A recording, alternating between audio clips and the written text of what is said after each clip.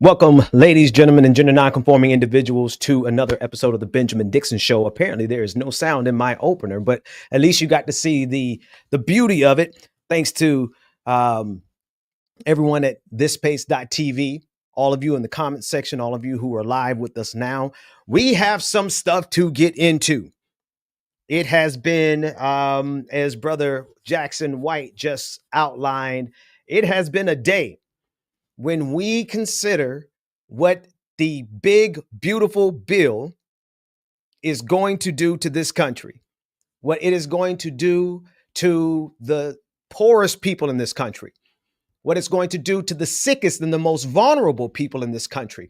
And the fact that these people are celebrating it, MAGA is celebrating. You know what I'm thinking I'm going to do before I even get too deep into it? What I'm going to do is, and God is going to have to forgive me, God. I just feel this in my spirit to do. I'm going to print up a sign. You know how the Westboro Baptist Church used to go and protest military funerals? I'm going to print up a big sign like that, but I'm going to say, this is what you voted for, isn't it? And I'm going to go outside of every MAGA funeral that's caused by the big, beautiful bill and the destruction of Medicaid, some 17 million people being taken off of Medicaid. I'm going to go out to their funerals, and I'm going to do my best not to laugh at them, because they're celebrating today that which is going to be destructive to them in the long run. Now, I know many of us are going to suffer as well. So it's not going to be an isolated thing. It's going to be all of America. In fact, if we look at the entirety of this bill, they are increasing the budget for ICE by some 500%. ICE is going to be bigger than the FBI. So if we look at the totality of this bill and everything that they're doing, the type of damage that they're doing through making these 2017 tax cuts permanent, it is going to be the destruction of the United States of America without question. And so we want to take a look at that bill. I want to just play the moment that they were all celebrating. They really, they started chanting USA, USA, USA. On this vote, the yeas are 218, the nays are 214. The motion is adopted.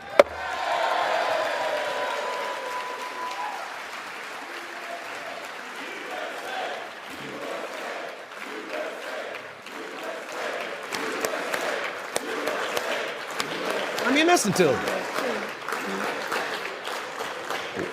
Have you ever seen people so excited about destroying the United States of America, destroying the lives of millions of Americans?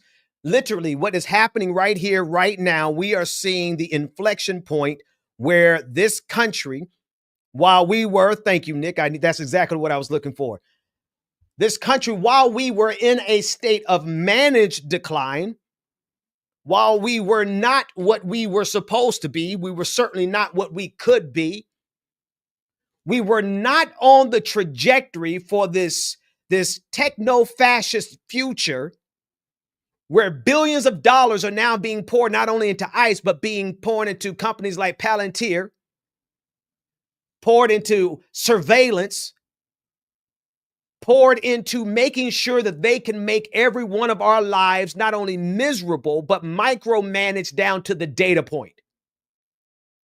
They are celebrating the destruction of the United States of America, the complete incapacity. They are going to ensure that you have no ability to protest, because when you put the big, beautiful bill and you juxtapose it with what Robert Kennedy Jr. is doing over at HHS, you will quickly realize something, that they are going for the death blow.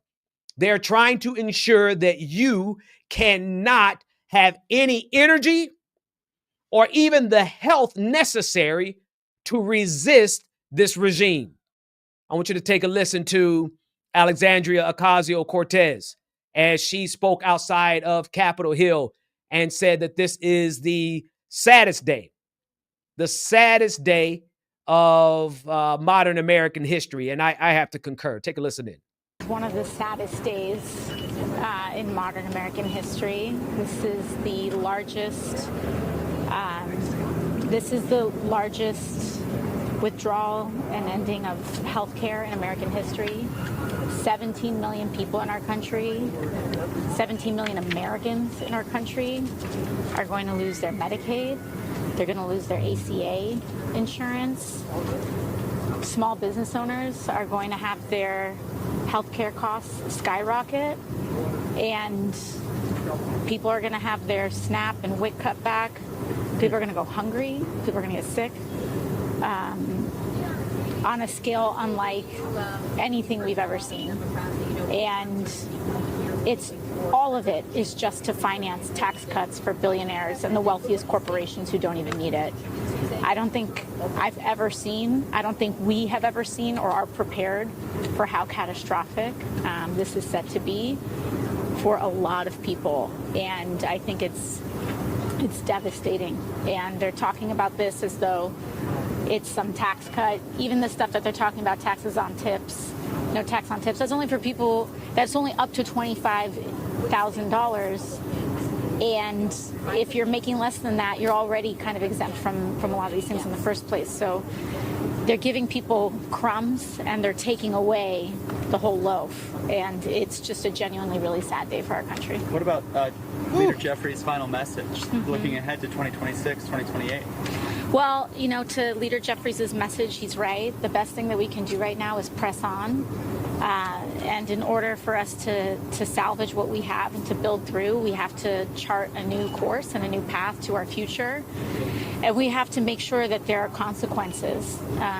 If you're on Medicaid, if you're on ACA, if you are on Medicare and rely on Medicaid to help with your long-term care, there has to be consequences to these votes. And we have to decide if this is just a joke or just for TV or if this is our real lives. And I hope people vote like it's our real lives. Like it is our real life. You know, the sad part about this, as I am messing up my own production, thank goodness Nick is back there to make sure that I get set properly. The saddest thing about this is that not only is this not a joke, but this is intentional. And I think we have to start accepting that. We should have accepted this a long time ago, folks. What MAGA is doing to the American people is intentional. They have no problem if you die. In fact, it actually helps them out the more we die and more quickly we die. They cannot afford to have resistance. They cannot afford to let there be an even playing field because they cannot compete on an even playing field. And so it is very necessary for them to destroy us, completely and totally destroy us. I mean, they want us dead. They want us dead. And it is evident by how many people are getting ready to get sick and die because of this bill. It's not just that they are getting rid of 17 million people off of Medicaid, but the rural hospitals that so many people depend on that were already in trouble. Those hospitals are going to shut down, those that were left. It's not just that they did this to enrich the rich even more. They did this strategically to undermine our ability to have a voice. I can tell you what's next on this. I can tell you what's coming next. As sure as my name is Pastor Ben, what's coming up next is that they are absolutely positively going to start ensuring that we have limited access to the internet. Very controlled and filtered, algorithmically suppressed access to the internet. Why? Because that's our last line of collective defense. We're not going to have enough money to travel around and connect with each other and protest in person across the country to do what's necessary. So they understand the last line of collective action is going to be found on the internet. And so you can guarantee that the suppression that you're facing right now is just the beginning. You can guarantee that the way the algorithm is pushing MAGA in your face all day, every day, this is just the beginning. They have to control the narrative. They have to control resistance. They cannot afford an even playing field. They cannot tolerate there to be equity, inclusion, or diversity. Why? Because every time there is, they lose. If there is an even playing field, they lose. And so what do? They have to get rid of democracy. They must destroy democracy. They must destroy resistance. And so this bill is not just a giveaway to the rich, which it is, but it's making the 2017 tax breaks permanent. Right? I don't know if any of you are old enough to remember that. I remember Paul Ryan and Donald Trump coming together and getting that exorbitant bill, that $2 trillion, if I'm not mistaken, a $2 trillion over 10 years giveaway at the time. Now they've made it permanent. This is going to inflate the deficit, the debt in unimaginable ways, all the things they say they care about. So I don't want us to look at this through the lens of just, oh, this is destructive economically. You have to look at this through the lens of the long game.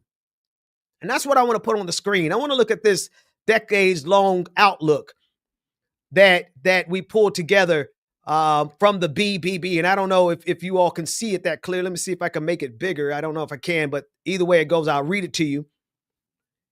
You have to look at this over the long run, because most of the impact from what's going to happen is going to happen after the midterms. Of course, you understand why. Because if anything is really impacted before the midterms, then the people will feel it. And if the people feel it before 2026, they will respond accordingly. But they're going to delay the impact just by about 2 years, a year and a half. So after the midterms, that's when you're going to start feeling all of the ramifications. On public health, between 2026 and 2029, after the midterms, coverage loss spikes. Wait, before I go through this, hang on. Here's what matters. In 2026, that is our last opportunity to put a wedge, a block, an impediment in the way of MAGA. If we don't stop them in 2026, what's going to happen? They are going to be able to have 2 additional years to permanently enshrine and codify all that they are doing. That would give them 2 years to try to get a constitutional amendment through around the country, right? They need 75% of the states. They're not too far from it, but they're trying to get Donald Trump to be able to run a 3rd term. Now, they might want to be careful on that, because if they allow Donald Trump to run a 3rd term, it's a good possibility that Barack Obama would jump in there and run for a 3rd term, and then that's game over for MAGA. I think Barack Obama still has enough charisma and a pull. Like, I know as many folks who don't like him, right? As many folks who know that his administration wasn't good for a whole lot of people, wasn't necessarily good for black folks. I can tell you that for sure, right? He made sure he let everybody know that he wasn't the black president. Okay. He was leading in drone strikes, right? So we got all kinds of criticisms of Barack Obama, but one thing I can guarantee you is if they open up a 3rd term possibility for Donald Trump, they open up a 3rd term possibility for Barack Obama. And so whether or not they'll actually achieve that, we don't know. But we know that they are pushing it right now. And so if we don't stop them in 2026, we don't have control over the House. If we don't have at least the House of Representatives, we will not be able to stop them from codifying even more damage. It will take that many more decades to undo what they've done in just these first 2 years of Donald Trump's 2nd term. Then if we have to wait between 2026 and 2028, you understand, right? That's going to be even more damage that they're going to make permanent. And so we absolutely, positively have got to block them in 2026. And this is why they are not letting the impact of what's happening in the big, beautiful bill take place until after 2026. But if you look at the long term, you look at the decade-long outlook based on, and of course, if you're looking at the screen, this is covering all the major areas of what this bill does to public health, what this bill does to climate, what this bill does to social stability, what this bill does for wealth concentration, and what this bill does for democratic institutions. Between 2026 and 2029 in public health, coverage losses spike. Those people who have coverage now are going to lose coverage. Rural closure of hospitals. Between 2030 and 2034, life expectancy declines. We are going to be living shorter lives in the United States of America as a result of this bill. 1 to 2 million more uninsured children across this country. This is an intentional attack on the not even the livelihood, but the ability to have life. In terms of climate change, emissions are going to rebound by 2027, not though as though we were making great progress, but this bill is going to ensure a reversal. And of course, we're going to miss 2030 emissions target. Forget about that. They don't even believe climate change is real. They don't even believe climate change is real, undoing much of the IRA gains. Social stability, food insecurity rises. People are going to be hungry. And they're ensuring that that hunger doesn't kick in until after 2026. But by 2027, but 2028, people will be experiencing hunger. And let me tell you, I don't know how many of you, I know this is a working class channel, so many of you probably understand exactly what I'm getting ready to say. When you are hungry, when you can't feed yourself and you can't feed your kids, you cannot focus on politics. You cannot focus on what the government is doing to you, what the regime is doing to you. And this is why they need us to be sick and hungry. Growing geographic inequality. We are going to be segmented by zip codes, no longer North versus South, but precisely by your zip code. The poor communities next to richer communities, separated maybe by 1 or 2 miles, but separated infinitely by the kind of health disparities that exist, the kind of food insecurity that exists between one zip code and the next. Let me give you not a anecdote, but it's I guess it's an anecdote, but it happened in the state of Florida. I remember at the beginning of the pandemic that MAGA was pretending like they didn't want the vaccine, but Ron DeSantis ensured in the state of Florida, Ron DeSantis ensured that the richer zip codes got access to the vaccine first. I need to repeat that. At the beginning of the pandemic, in the state of Florida, Ron DeSantis ensured that the richer zip codes, the richer Floridians, got access to the vaccine first. This is what it's going to mean. You could be in one zip code over and be living in food insecurity, with health disparities, not able to access hospitals, not able to access decent education. And all of this is enshrined in the big, beautiful bill. Wealth concentration, we already understand what they're going to do there. The top 1% of income share is going to increase over 25% more than where we are right now. Intergenerational wealth gap is going to widen. They are so committed to passing down wealth without any responsibility to the system from which they gain the wealth. What am I saying? They don't want to contribute anything. They want to take everything from us and contribute nothing. This is what the big, beautiful bill is going to do. Democratic institutions between 2026 and 2029, the courts are going to be overwhelmed with challenges. They already are overwhelmed. The split between courts that are trying to uphold the judiciary and courts that are loyal to Donald Trump. It doesn't help that we have the Supreme Court that is loyal to Donald Trump.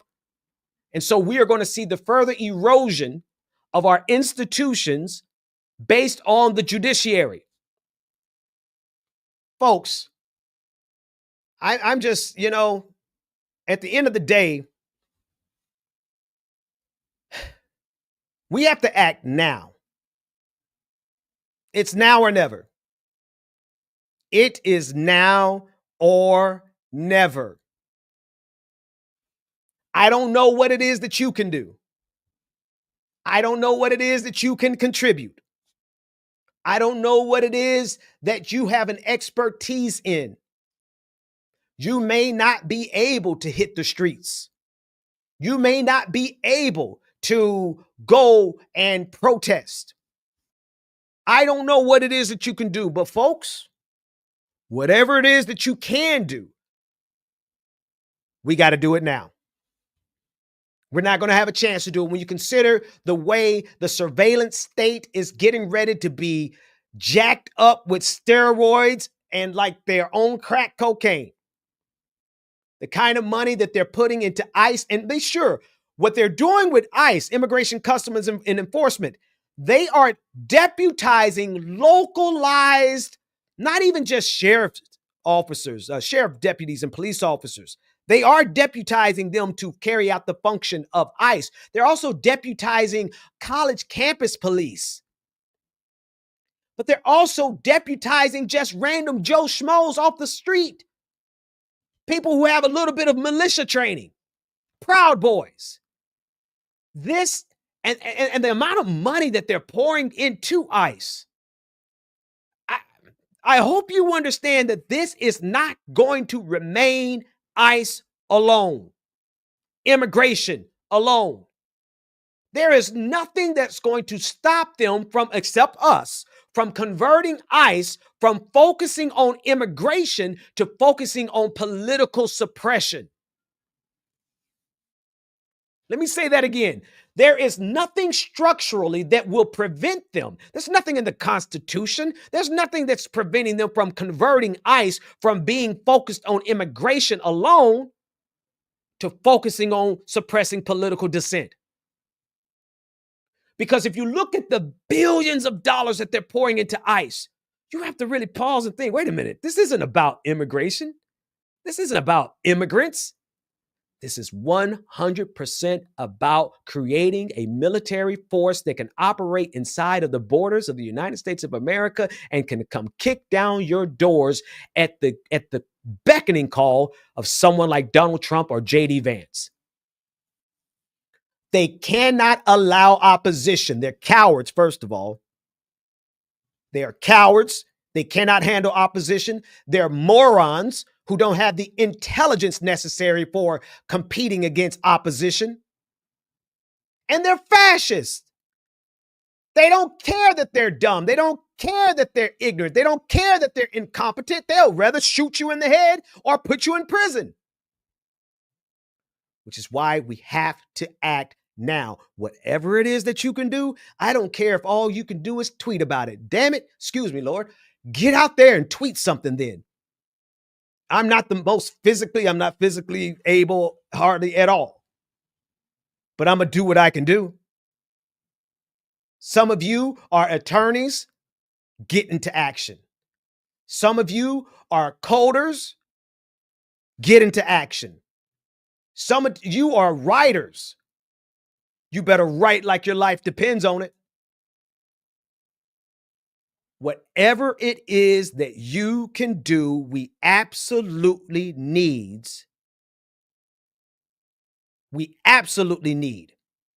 to get into action right now. Why? Why? Because action later is not going to be possible. There is no tomorrow when it comes to fascism. If we don't strike at the heart of it right, if you're going to get arrested right now. I know some of you are like, well, I don't want to get arrested. I understand. But now is the time to get arrested.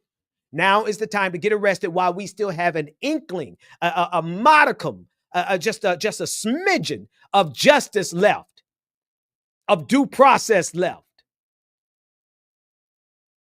Do it now. And it doesn't matter. We don't all have to do the same thing. Again, I am not physically able. I can only do so much in that realm. But I sure as hell can do a whole lot in the information warfare column. That's where I'm getting to action.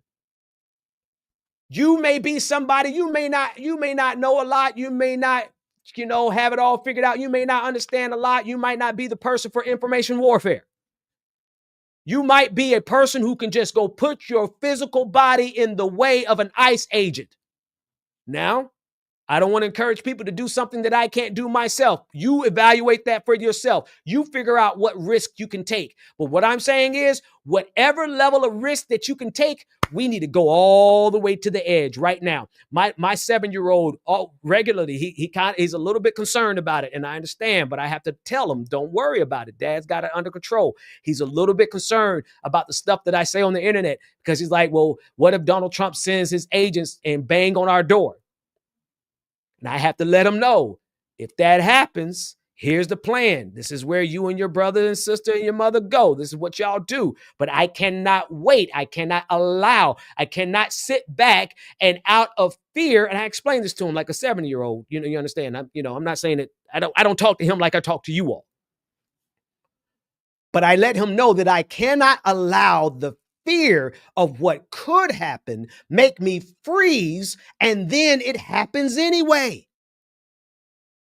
And I also have to let them know that I'm fighting for their future. I'm fighting for their future. I'm fighting because this country has decided that they don't want to believe climate change exists, and so they want to run headlong into climate catastrophe. This country doesn't want to believe that COVID still exists, and so we're living in the forever pandemic. And as if that wasn't enough, Robert Kennedy Jr. has committed himself to bringing us and ushering us into an age of pestilence. That's a phrase I got from Andrea Rovinsky. There was no better way. Now, I told her, I said, Andrea, when I use it the first time, I'm going to give you credit for it. Maybe the second time and the third time, I'm going to give you credit for it. But somewhere around the fourth or fifth time, what preachers do, we kind of forget where we got it from, and then we start saying it like it's our own. Robert Kennedy Jr. has been assigned to do one thing, and that is to usher us into an age of pestilence.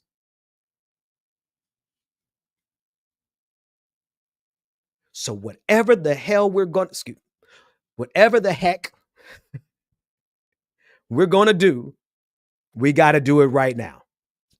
We have no margin for error. We have no margin for delay. And I'm saying this to each and every one of you as a call to action to ask you, what are you going to do about this?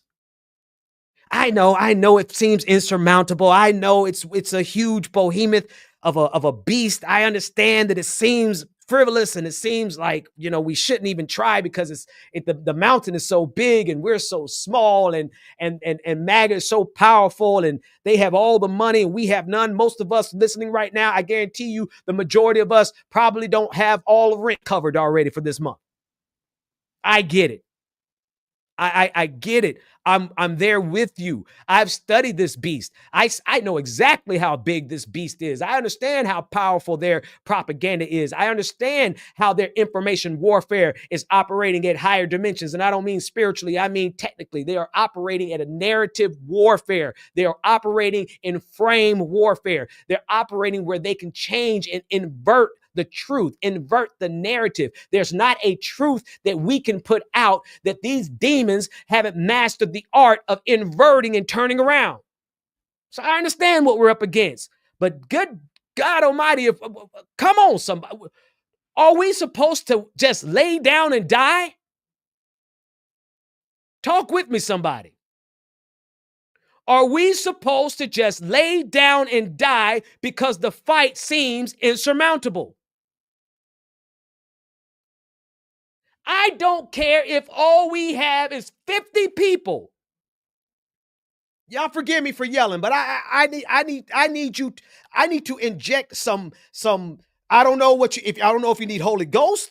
I don't know if you need some revolutionary spirit. I don't know who you need to motivate you. I don't know if you need me to quote Karl Marx. If you need me to quote Huey P. Newton. If you need me to quote Fred Hampton. They can kill the revolutionary, but they can't kill the revolution. I don't know what you need to hear, but I need people to understand the last thing that we can afford to do is to throw in the towel and give up the fight when we're fighting against Neanderthals. Nope, sorry, forgive me. Forgive me, Neanderthals. You all are actually way smarter than MAGA. We're fighting against troglodytes, cave dwellers, barbarians at their own gates. Look at them on January 6th, charging the gates of their own empire because they weren't satisfied with the privilege and the power that they already had. They were frustrated because people had an opportunity to have a little bit better of a life. Somebody had the nerve to use pronouns, and these troglodytes charged their own empire. You mean we're going to lay down and die and give up for these morons? Devil is a liar. Not today. No. We are not going to give up simply because it feels insurmountable. I don't care how you resist. I don't care how much you resist, as long as you resist. And we know what else. Let me say one more thing before I go to the next story. We don't have time to fight each other. Now, I don't like Democrats right now because of what they're doing to Zoran Mandami. We're going to go to him next. I don't like the establishment Democrats right now. And I wrote last week and we covered it last week, and I mean it. Whatever they do to him in 2025, we're going to do to them in 2026. That hasn't changed. But between now and November, we don't have time to fight each other. We don't. Don't mean you got to like them, because I don't. Don't mean you got to work with them, because I'm realizing more and more I can't. But I am not going to use my energy having confrontations with them when I need to let all hell break loose on MAGA. I like this comment from Tiger, not only because it's a super chat, but it's a great question. Tiger says, how do we start our own troll farm to control the narrative online, like alt account troll farms, to make more people see the truth? We absolutely need to do this. We absolutely positively need to do this. We have to control the narrative. We have to, at least, if we can't control the narrative, we have to at least put some inertia in their ability to control the narrative. We got to slow down their machine. We got to throw some dirt into their cogs. We got to make that thing just run a little bit more inefficiently. Now, that's something everybody can do. Everybody underneath the sound of my voice. If you're not a person who could physically go and confront ICE, if you're not a person who's an attorney who could fight through the judiciary, the legal system, the justice system, if you're not an organizer and you're not the kind of person that can go out and get 10,000 people to show up at City Hall, if that's not you, you know what you can do? You can join us online to fight in the information warfare, in the information war.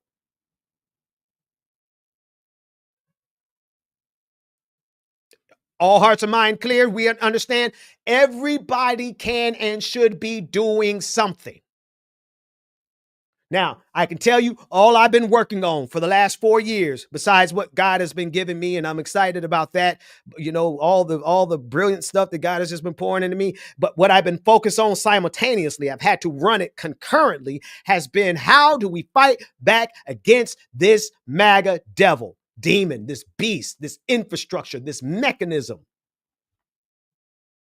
So I got some ideas, I got some solutions, and we'll get to those at another time. We'll talk about it, but a lot of it does fall right with what Tiger just said. I'll put it back on the screen.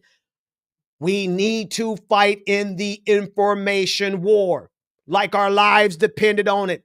Do not be afraid of confronting people online. Don't be afraid of them saying something to try to trigger you. You got to steel your backbone, steel your spine. You got to be willing. If you listen, first 3 years of me being on Twitter, I had to die on the inside.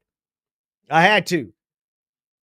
You know, social media is not a fun place, and it can easily trigger you. It can make you have anxiety if you're not careful. I understand that, but we got to get a stiff upper lip, not stiff upper lip. What is it? A stiff chin. Somebody help me with that phrase. It escapes me. We've got to fight like hell on every single angle, on every single side. I don't know how many times I'm going to say that, but I'm going to keep saying it until we see even more action. And the action, now here's where I will fight the Democratic establishment. The action cannot come from centrist, neoliberalism. It can't come from the establishment. It can't. Because if it comes from the establishment, then we're not going to get the action that's needed. The action that is needed is revolutionary. The action that is needed has to come from the working class. It's got to come from people who understand what it's like to have to go feed your family in a food pantry. People who understand what it's like to work 70 hours a week and still barely get by. People who know what it's like to not go to the emergency room because you don't have insurance. People who knows what it's like to have holes in your teeth because you don't have dental insurance. It's got to come from the people who are getting it from the gutter, people who are living paycheck to paycheck, because if we keep playing around with centrist, neoliberal, democratic establishment policies, we're going to keep getting the same flimsy, weak-kneed, yellow-bellied, lily-livered, just soft as toilet tissue policies that fall apart as soon as MAGA gets in power, that fall apart as soon as Donald Trump got into power. Obamacare was never the solution. And so the fight has to come from people who know how to fight like hell, because we've had to fight every day of our life. We've had to put up with all kinds of stuff. We had to make ends meet. We had to rob Peter to pay Paul. We had to move a bill from the 7th of the month to the 18th of the month. We had to call and flip it. Come on, man. Don't nobody know how to fight better than people who have had to live and survive at the bottom of this empire. I'm writing a book, and the opening line of the book is the best view of the empires from the bottom. The best view of the empire is from the bottom. Those who know how to defeat the empire are all of us who are at the bottom of the empire, because we've survived this long. That's why y'all need to listen to black folks too. I'm going to keep it 110% here. You need to listen to black folks. You need to listen to the LGBTQIA community that are in the working class, right? We do have some of the LGBT. We got a couple of black folks that got some money. You know what I mean? Not a whole lot of us, but those of us who are systemically at the bottom. You should listen to women, not all women, certainly not Candace Owens, certainly not, not all women, but women who have had to fight from the working class. Oh, black women who are fighting from the working class. Oh, my God, today, those people who are at the bottom, who have had to survive just to feed their kids. We know how to knuckle up. We know how to knuckle up just fine. Max Left sent us a super chat saying new documentary release called The Encampments about the spring 2024 Columbia and other universities encampments that will give you inspiration. Highly recommend. Thank you for that recommendation. I haven't seen it. I will certainly check it out. But do you understand what I'm saying? If you don't take anything else from this episode, I need you to take from this that you are the people, you are the individual, you are the person we've been waiting on. Not Pastor Ben, I can only do so much. And I got some tricks up my bag. I got some tricks up my sleeves. I got some things for them. They're not going to, man, look, why do you think I'm one of the number one suppressed people on Twitter? Man, I tweet something. I got 160,000 followers. I tweet something and 6 people see it. 6 views. Because Elon know I got something for his behind. My coffee's gone. I need a refill.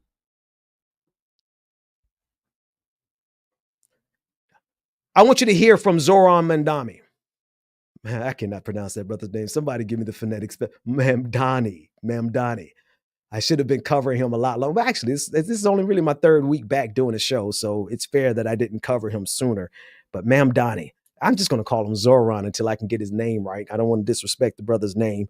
But I want you to hear him as he discusses Donald Trump's attempt to deport him. You all have heard this story. You already know what's going on, but I want to talk about this shift. I told you it was never about immigrants alone. It was about using the threat of deportation to silence political opposition. Now, the spirit in me has been evolving on this issue. And I don't want to say this. I want to say this, but I want to still give total credence to what, thank you, Wanda. You're inspiring me to keep fighting. Absolutely. You keep fighting. Absolutely, positively, lootly, keep fighting. I'm going to say this, and then I'm going to play the clip from Zoran because I think the threat of deportation is insidious. Okay. But I got to say something first. Hear me out. When you consider what they are doing to the environment here localized, of course, the global climate disaster is something we can't escape, but locally in the United States of America, they're releasing new pollutants in the air. 7 new pollutants in the air that were previously prohibited are now being released in the air. We consider what they're doing to the water supply, not only the removal of fluoride from the water, but also just different contaminants that we normally have tried to prevent from being in our water supply. When you consider the disbanding of the various departments and leadership of the CDC, when you look at them firing the over 10,000 milk inspectors, when you look at all the decisions that they're making that is intentionally going to make death a reality, a normal reality in the United States of America, listen, don't threaten me with a good time. I need you to give me a flight. I can't afford to put my entire family on a flight to Africa. Send me back. Get me the hell out of here. Can I get some white supremacists to go fund Benjamin Dixon to get out of America? Send me back to Africa. You're not. Ultimately, I believe what the enemy meant for evil. This is scripture, Genesis 20:50, or is it 50:20? One of them. What the enemy meant for evil turns around. God turns around for our good. What they are doing to these immigrants is ultimately going to work out in their favor, because who wants to live in Egypt when it's underneath the 10 plagues? Who wants to remain in Egypt while it is going through the 10 plagues? Who wants to remain in Babylon as Babylon falls? So, these white supremacists, they've never been supreme. These white supremacists on Twitter always try to say and think they're scaring somebody. Oh, we're going to deport you to Liberia. Please don't throw me in the briar patch. Please don't throw me in the briar patch. Brer Rabbit, could you please fund all of Black America and all of our woke white friends? We want y'all to come too. Fund all of us to get out of here. Don't threaten us with a good time, because we know the outcome of your policies. It's going to be a lot of y'all going to die. MAGA. And I'm going to be right. If I have to be here, I'm going to go to so many funerals and I'm going to hold up my sign. This is what you voted for, isn't it? I'm sure I get shot, so I might not actually do that, but I'm sure I'm going to say it and get under their skin. All right, here's Zoran Mamdani talking about Donald Trump trying to deport him. Again, don't threaten me with a good time, but it's being used as a political tool. Let's listen in. Hey, Donald Trump said that I should be arrested. He said that I should be deported. He said that I should be denaturalized. And he said those things about me, someone who stands to be the first immigrant mayor of this city in generations, someone who would also be the first Muslim and the first South Asian mayor in this city's history. Less so because of who I am, because of where I come from, because of how I look or how I speak, and more so because he wants to distract from what I fight for. I fight for working people. I fight for the very people that have been priced out of this city, and I fight for the same people that he said he was fighting for. This is the same president who ran on a campaign of cheaper groceries, who ran on a campaign about easing a suffocating cost of living crisis. And ultimately, it is easier for him to fan the flames of division than to acknowledge the ways in which he has betrayed those working class Americans, not just in this city, but across this country, and the ways in which he continues to betray them. Because we know that he would rather speak about me than speak about the legislation that he is shepherding through Washington, D.C. Legislation that will quite literally take health care away from Americans, legislation that will steal food from the hungry, legislation that looks to build upon one of the largest transfers of wealth we've seen in recent history in his first administration, and do it once again for the very Americans who already have enough. We should be fighting for those that do not have what they need to live a dignified life. That is what I will do, and I am thankful to have the protection and to have the support of so many New Yorkers who have stood up and said how unacceptable this is, including our governor, including members of the labor movement. And ultimately, what I fear for is that if this is what Donald Trump and his administration feel comfortable about saying about the Democratic nominee for the mayor of New York City, imagine what they feel comfortable saying and doing about immigrants whose names they don't even know. Imagine what they're saying and doing about immigrants. You know, thank you, Nick. Thank you. That's all I can say is thank you. Y'all shout out Nick in the background. He's the one that makes this happen and keeps me from completely messing up. Imagine what these people are so evil. They just, you know, at the core of who and what they are, they're evil. And I know a lot of my secular friends don't like to speak in such religious terms, but when you look at what they get joy out of, when you look at what they're willing to do, they're putting actual alligators. And don't listen, alligator. So somebody said we should not call it alligator Alcatraz because that glamorizes it. I looked for another alliteration and I came up with one, but I don't think I should probably say it, especially because I'll probably be called anti-Semitic. But it is a concentration camp, to be sure. So when we look at alligator concentration camp in Florida, in the Everglades, it's already surrounded by wildlife and alligators. But they're bringing in more alligators so that if anybody tries to escape, they will get eaten by alligators. And these demented devils are celebrating that. That's what I voted for. That's their new slogan. That's what I voted for. They voted for the greatest evil that they could possibly conjure up. That's what they voted for. That's who they are. And then they quote, they tweet a scripture. You understand? They tweet a scripture and say, you know, oh, I love Jesus. Oh, I just love Jesus so much, but can we kill some more immigrants? Can we deport some more children? Can we separate some more families? Can we bomb some more Gazans?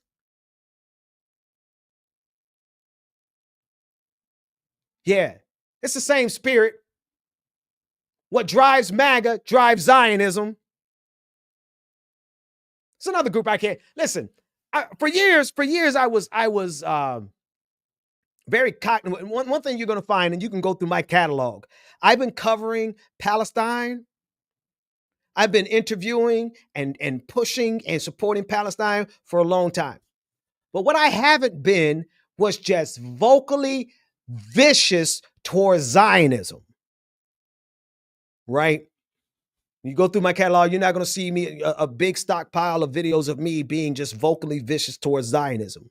But you will have always found me. There's not a time in my career where I have not stood in solidarity with the Palestinian people. I never forget an interview I was doing with a young woman in Palestine. And as we were interviewing her and discussing the conditions of the last time they were bombing Gaza, a bomb landed not too far from her house. You could hear it during the actual interview. But ever since October 7th, man, I'm telling you something. I just, if you are a Zionist, you are my natural born enemy because of how evil you have been to the children of Gaza. The only people that remotely, I think Zionism's evil transcends and goes beyond MAGA's evil. And that's saying a lot because MAGA is like spiritual wickedness in high places. So I have no energy. And this is one of the other things that I have a real serious, deep-seated problem with the Democratic establishment because of their proximity and their fealty towards Zionism. You know, that's and I'm grateful because we are in a generation where everybody knows the difference. You know, growing up, I kind of knew, I knew in my knower is what we say in church. I just knew it in my knower. Something was off with Zionism. But you couldn't say anything about it back then because they would destroy you, man. And then they would try to conflate and make it seem like because you're anti-Zionist that you're anti-Semitic, as if we don't know and haven't always known that there are plenty of people of the Jewish faith and the Jewish cultural descendancy that are not Zionists, who oppose it as vehemently as the rest of us, right? But for a long time, that conflation remained. That was a stronghold. People couldn't really get around the fact that they will always play that game. Oh, if you're not pro-Zion, if you're not a Zionist, then you are anti-Semitic. But the evil and the veil has been removed, and the fangs of fascism that are at the core of Zionism has been fully revealed since October 7th. You understand? And so as I look at the evil of MAGA, I have to recognize that evil runs concurrent, parallel to Zionism. And then if you really dig underneath it, my friends, you got to dig a little bit underneath the surface. You will then realize that those two evils are running the same playbook. The same playbook, which is settler colonialism. I can never say colonialism. I promise you, of all the words I need to be able to say fluently, colonialism, it really, really works against my injuries here. The play that they have run, both MAGA in its lineage of America's manifest destiny, right? And it's not just MAGA, it's all of the United States of America. All of us are owned stolen land here, genocided land.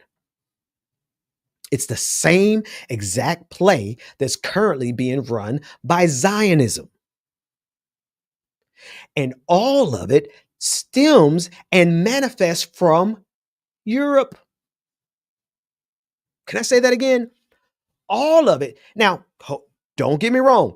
Empire is not only from Europe. No, I'm not saying that. But what we're dealing with right now, what we've been dealing with, I realize this. We've been dealing with empires from Europe since before Jesus was born. I want you to pause. The Roman Empire.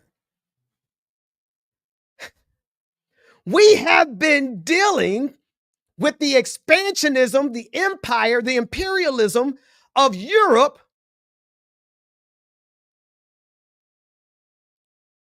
since before Jesus was born.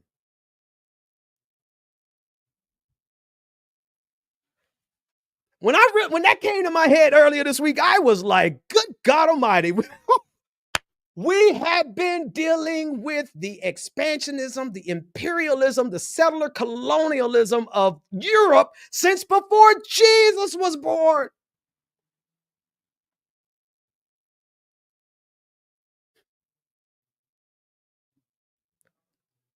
Can we pause and reflect? In the Bible, it's called Selah, S-E-L-A-H. Can we pause and reflect on what that actually means? And how obscene for us to still be dealing with that devil in 2025 in the form of Zionism.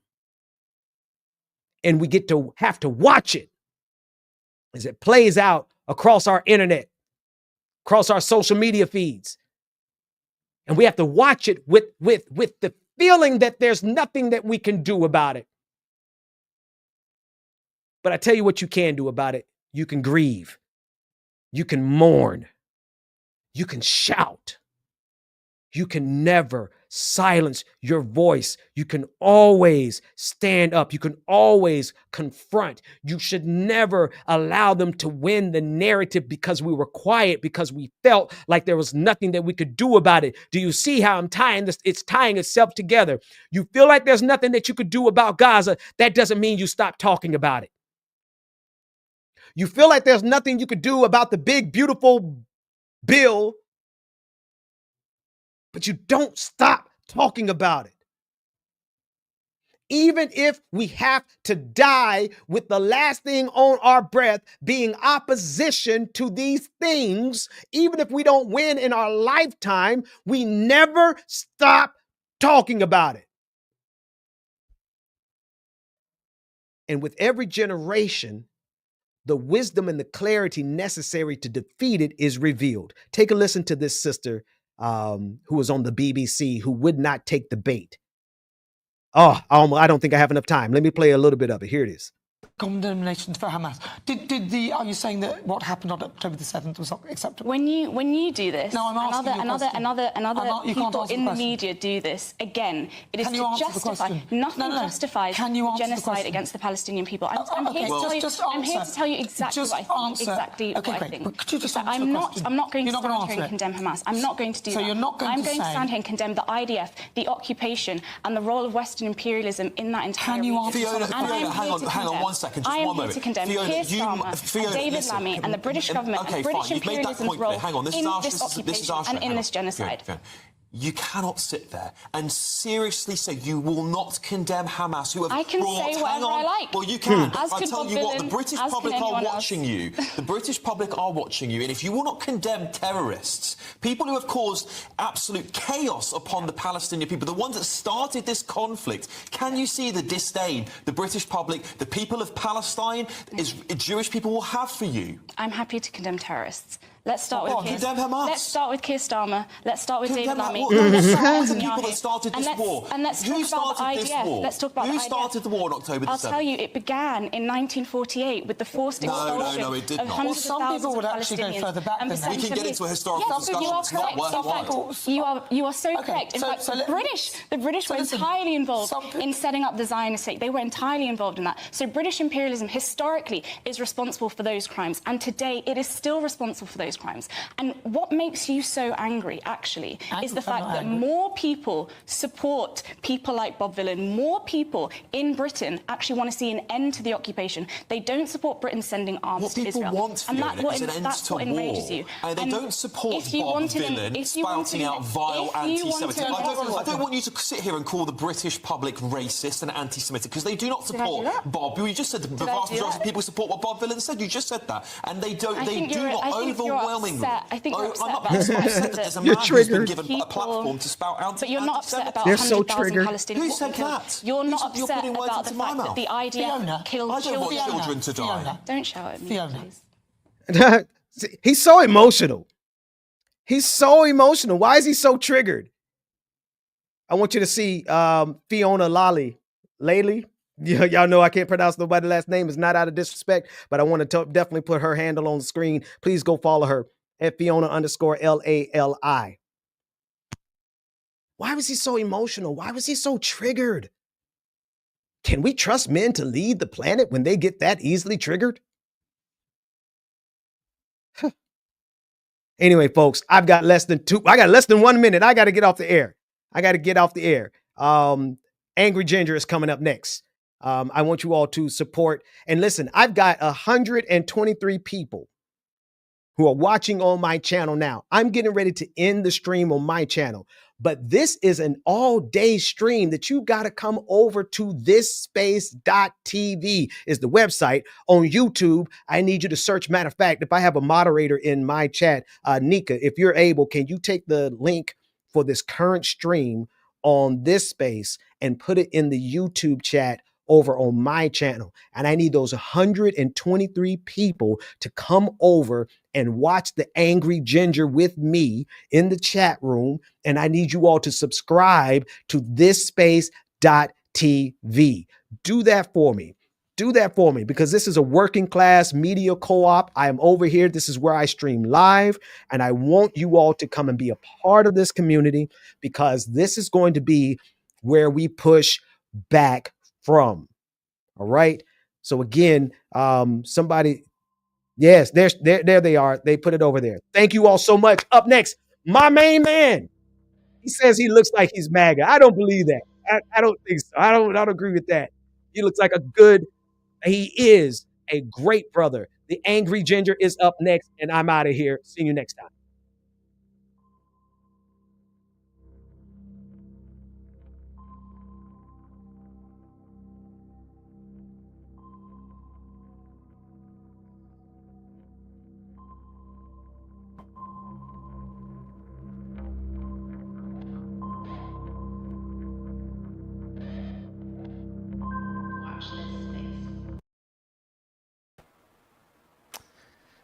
What's happening, family? How's everybody doing? That was a good show right there. There ain't nobody better than Pastor Benjamin to be up here talking on the mic. It's tough for me. It's tough for me to come in after that, man. It's tough for me to come in. But, you know, it's all about we, and it ain't about me. You know, so I love coming in here after Benjamin. You guys might not know it, but I sit in the studio and just watch Pastor Benjamin for like the 20 minutes before I come on here, because I love watching. I get home from work. I come home. I sit down. I get everything prepped. Have Nick back there helping me out, making sure I know what I'm doing before I get on here. And then I sit here and I watch my dude Pastor Benjamin preach. So, you know, shout out to this space. 1K subscribers in less than a month. So, you know, doing big things, and it's great to hear other people talking about it. It's great to hear Pastor Benjamin over there on Kyle Kalinske talking about it. It's great to hear Sam Cedar talking about it. It's great to hear people supporting people, because that's what needs to happen. Because we all know what happened today. I don't know what we're going to talk about. What could we possibly talk about on this day? We're going to talk about a big, beautiful bill. Big-ass, ugly bill. A big, destructive transfer of wealth from the middle class, from the impoverished to the ultra-wealthy, once again happening. That's what we're going to talk about.